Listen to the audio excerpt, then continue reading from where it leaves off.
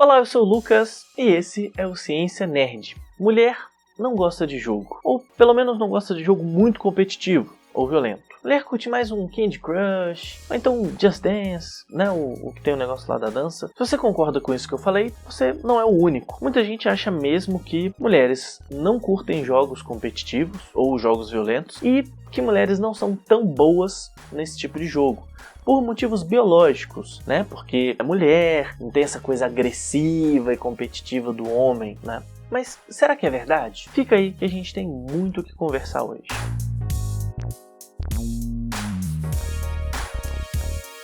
Se você perguntar para um gamer, ele vai confirmar que não é comum ver mulher jogando, principalmente jogos mais competitivos, mais violentos. E mais incomum ainda é ver mulheres participando de campeonatos. Mas será que é verdade que mulher não joga porque não curte jogar? A Associação de Softwares de Entretenimento dos Estados Unidos soltou uma estatística recente de que as mulheres hoje representam pelo menos 40% do público que joga jogos digitais nos Estados Unidos. E empresas de outros países também vêm relatando porcentagens parecidas, entre 40% e até 50% de presença feminina nos jogos, incluindo o Brasil. Então, mulher joga e curte jogar, mas por que em alguns jogos específicos a gente não vê tanta mulher assim? E principalmente no cenário profissional, nos campeonatos, a gente só vê homem. Os maiores campeonatos de esportes e os que dão os maiores prêmios só tem time masculino. Aí vem o segundo argumento. As mulheres não são tão boas em jogos competitivos quanto homens, por isso não alcançam posições de destaque. É o argumento da meritocracia. Homens se destacam mais nos esportes porque são melhores do que mulheres. É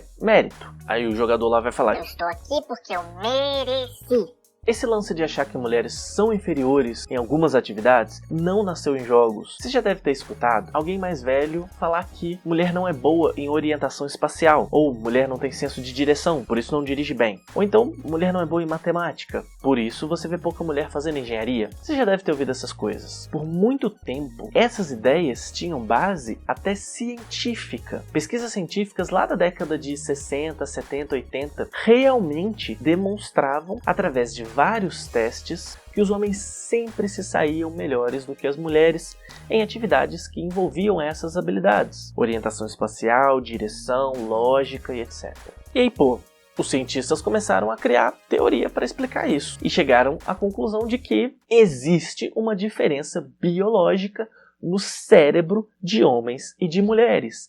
E essa diferença é que seria responsável por essa desigualdade de performances entre homens e mulheres que, de fato, era observada e existia. Daí o que a galera começou a fazer? Começou a usar essas pesquisas científicas para dizer: se você, mulher, tem uma biologia que te limita, para que a gente vai perder tempo, o seu tempo, te ensinando ciências exatas, te ensinando orientação espacial, te ensinando a dirigir? Por que você, menina, vai perder seu tempo com brinquedos que desenvolvem habilidades espaciais, se você é biologicamente limitada? A mulher tem a coisa do afeto, a coisa da maternidade, então por que não incentivar essa habilidade inata da mulher, ou que se achava ser inata? Por mais que isso seja extremamente perverso, os homens começaram a usar isso para reforçar um estereótipo de mulher e o papel social que a mulher deveria desempenhar. Agora, a gente tem que se ater aos fatos. As pesquisas científicas realmente demonstravam que havia uma desigualdade de performance entre homens e mulheres. As mulheres realmente tinham um pior desempenho em algumas atividades específicas. Então, será que a justificativa para isso é biológica? Será que as mulheres têm de fato uma diferença biológica que as impede de serem superiores aos homens nessas atividades? Já já a gente volta para essa pergunta. Primeiro, vamos voltar de novo no contexto dos jogos para analisar um outro aspecto da coisa, que é o aspecto social e não mais o biológico.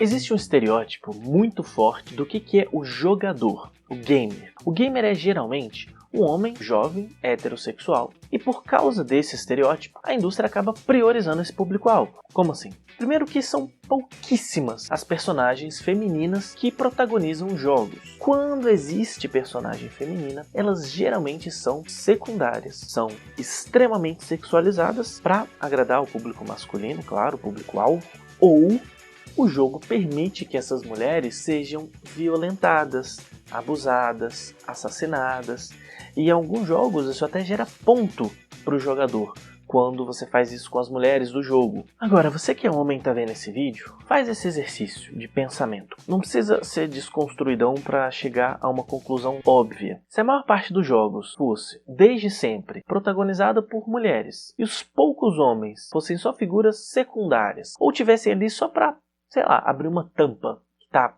bem presa, ou que fosse frequentemente vítima de agressões por mulheres, caramba, eu não ia me sentir nem um pouco pertencente a esse universo. Eu não ia me sentir à vontade nesse espaço, mesmo que eu gostasse do jogo. Mas beleza, guarda essa informação e vamos somar isso a mais um fator. Um relato muito comum entre mulheres, e aí pesquisas científicas relatam isso, mas qualquer pessoa que conhece o universo de jogos sabe que isso é uma realidade. Quando uma mulher está jogando, os seus erros são atribuídos ao fato dela ser mulher. É o famoso errou porque é mulher. Agora, quando um homem erra, é por quê? É porque esse cara em específico é ruim, porque ele não ouviu o time, porque ele quis aparecer e jogar sozinho. Enfim, quando um homem erra tem um monte de justificativa, mas nunca justifica-se pelo seu gênero, por ser homem. Justifica-se sempre por outros motivos. Agora imagina o peso que seria na sua vida se colocassem a culpa dos seus erros no fato de você ser quem você é. Imagina se os seus erros fossem atribuídos a isso, ao fato de você ser homem. Errou porque é homem. O homem nunca ouviu isso na vida. Principalmente em jogos. Não é à toa que muita mulher esconde que é mulher para poder jogar em paz. E assim, a coisa vai muito além disso, gente. Quem joga sabe que a mulher é extremamente hostilizada, ofendida, assediada quando alguém descobre que tem uma mulher jogando. Vai, essa porra, caralho! Dá risada mesmo, sua p*** do macaco. Ele tá com vergonha alheia. Cala a boca, sua vara. Eu já vi isso acontecer como jogador e pesquisas científicas também relatam a mesma coisa. Olha o que uma pesquisa de 2017 da UFMG concluiu. Se por um lado elas buscam o jogo pela vontade de entretenimento e socialização, essas sensações lhes são negadas pela existência de uma forma de violência simbólica que retira delas um espaço de diversão e pertencimento social. Ou seja, quando uma mulher sofre uma violência simbólica, quer dizer, uma violência que não é física necessariamente, ela perde uma das principais coisas que os jogos têm a oferecer, que é esse espaço de entretenimento e socialização. E a pesquisa conclui falando que o sentimento de não pertencimento à comunidade dos jogos foi descrito por todas as mulheres entrevistadas durante o nosso estudo. O link para essa pesquisa está na descrição desse vídeo. Então, quando a gente soma todas essas experiências péssimas que as mulheres passam, com a total ausência de personagens femininas nos jogos, com a total ausência de mulheres no cenário profissional de games, a gente cria um cenário extremamente repulsivo às mulheres. Aí você vai vir na minha cara dizer que mulher não joga porque não gosta de jogo? E aí eu encerro essa parte com uma pergunta. Será que essa aparente inferioridade das mulheres, em algumas áreas e em especial aqui nos jogos, é mesmo fruto da biologia? Em 1995, dois psicólogos sociais, o Steele e o Aronson, publicaram um artigo onde eles definiram uma coisa chamada de ameaça do estereótipo. O que seria isso? Quando uma pessoa se vê pertencente a um grupo que é alvo de um estereótipo negativo, ela tende a ter pior desempenho em atividades que tenham relação com esse estereótipo. Como assim? Imagina um estereótipo de que idosos não têm boa memória. Isso é um estereótipo que de fato existe. Se você submete uma pessoa idosa a um teste de memória e usa de alguns gatilhos para evocar esse estereótipo, coisas simples do tipo perguntar a idade, perguntar se ela toma remédios, falar que não espera que ela vá bem no teste por ser uma pessoa idosa, coisas assim. Enfim, se você traz à tona esse estereótipo de que idosos não têm boa memória, há uma forte tendência dessa pessoa idosa ter um desempenho pior do que ela poderia ter se esse teste fosse feito em outras condições, como por exemplo numa situação em que esse estereótipo não fosse evocado, não fosse lembrado. E esse tipo de pesquisa já foi feito várias e várias vezes, com estereótipo de pessoas idosas, com estereótipo de pessoas pretas, com estereótipo de mulheres, entre outros. Tem uma pesquisadora da Universidade de Padova, na Itália, a Angelica Moe, que já fez vários estudos que apontam para essa mesma conclusão. A crença das mulheres nos estereótipos de gênero impacta negativamente nas suas performances. E mais, a Angelica descobriu que através de estímulos verbais que contrariem esse estereótipo, é possível fazer com que o desempenho das mulheres seja igual ou até superior aos dos homens numa mesma atividade. Vocês têm noção do tamanho disso, da gravidade dessa conclusão? Quando eu li, eu confesso que eu fiquei extremamente chocado. E essas pesquisas, gente, não é coisa nova. Isso tem mais de 20 anos que se pesquisa esse assunto e que as conclusões que os pesquisadores chegam são as mesmas. O mau desempenho das mulheres em testes de orientação espacial, que as pesquisas realmente apontavam lá atrás, na verdade não é fruto de uma diferença biológica dos gêneros, mas fruto de um fenômeno social, cultural. A pressão de um estereótipo impacta no desempenho das pessoas estereotipadas. E hoje a gente tem muitas evidências de que essa ameaça do estereótipo também pode afetar a aprendizagem de atividades motoras, performance em jogos, desempenho em testes de memória, desempenho em testes de orientação espacial. E eu ainda dou mais um exemplo. Tem uma matéria muito boa da BBC que chama A Embaraçosa Razão pela qual os homens têm melhor senso de direção do que as mulheres, segundo estudo.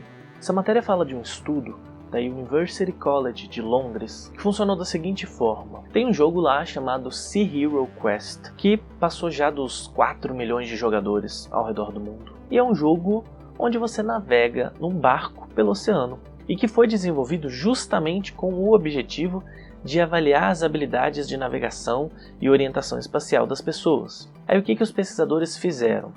Eles coletaram dados de 2,4 milhões de jogadores ao redor do mundo. Viram o gênero desses jogadores e o país onde eles moravam. E aí o que eles concluíram analisando os dados coletados nessa pesquisa e comparando com os dados do Fórum Econômico Mundial sobre a diferença de gênero nos diferentes países? Eles concluem o seguinte: nos países onde existe uma grande igualdade entre homens e mulheres, a diferença de desempenho entre eles no nosso teste de navegação espacial é muito pequena. Mas quando há alta desigualdade de gênero, essa diferença identificada no jogo é muito maior. E com isso os pesquisadores concluem que a cultura que as pessoas vivem tem influência sobre suas habilidades cognitivas. Ou seja, essa diferença de performance entre homens e mulheres em algumas atividades, que de fato existe, ela não se deve a uma diferença biológica inata de nascimento. Se deve, na verdade, a um contexto cultural. Se deve à forma como a sociedade está estruturada, se deve, em última instância, à existência desses estereótipos. E com pequenas mudanças, você consegue reduzir drasticamente essa diferença de gêneros, de performance de gêneros. Enfim, reforçar a ideia de que mulheres não são boas em jogos competitivos e de que mulheres cometem erros em jogos porque são mulheres é um golpe muito baixo. É uma estratégia extremamente perversa que deixa os homens numa vantagem enorme em várias áreas. Gente, esse assunto ainda vai muito longe e o vídeo está muito longo já. Então eu vou parar ele por aqui. A minha mensagem final é: não saiam por aí biologizando tudo. Não atribuam tudo à biologia. A cultura e as experiências sociais afetam profundamente o ser humano, as relações sociais, a forma como a nossa personalidade é construída, a forma como os nossos gostos são construídos, até a forma como a nossa cognição é construída e se manifesta. E tenha em mente que quando a gente exclui as mulheres do universo dos jogos, quando a gente diz às meninas que jogos e ciências exatas são coisas de meninos, quando a gente dá para as meninas só brinquedos que envolvam cuidado de bebê, cuidado com o lar, quando a gente diz que uma mulher jogou mal porque ela é mulher, quando a indústria produz jogos que não tem nenhuma mulher em posição de destaque, em protagonismo, enfim, quando a gente faz todas essas coisas, a gente está exercendo um poder simbólico muito perverso e muito poderoso. Reforçar esse estereótipo feminino é certamente uma das maiores armas que o homem tem para manter os nossos privilégios, para manter a nossa suposta superioridade masculina em algumas áreas e para não deixar a mulher desenvolver suas habilidades. E é isso, gente. Eu gostaria muito de saber a sua opinião. Se você acha que isso tudo faz sentido, se você concorda ou discorda, o que você pensa sobre isso, principalmente você homem. As mulheres provavelmente já sabem dessas coisas que eu falei, mas pra mim pelo menos era tudo novidade. E se você gostou desse vídeo, ajuda compartilhando ele, mandando para pessoas que possam se interessar. Você pode deixar o seu cover artístico aí na forma de um like, na forma de um compartilhamento, de um comentário. Na descrição tem link de tudo que eu falei aí, você pode conferir. E eu vou ficando por aqui. Um abraço pra você e até a próxima.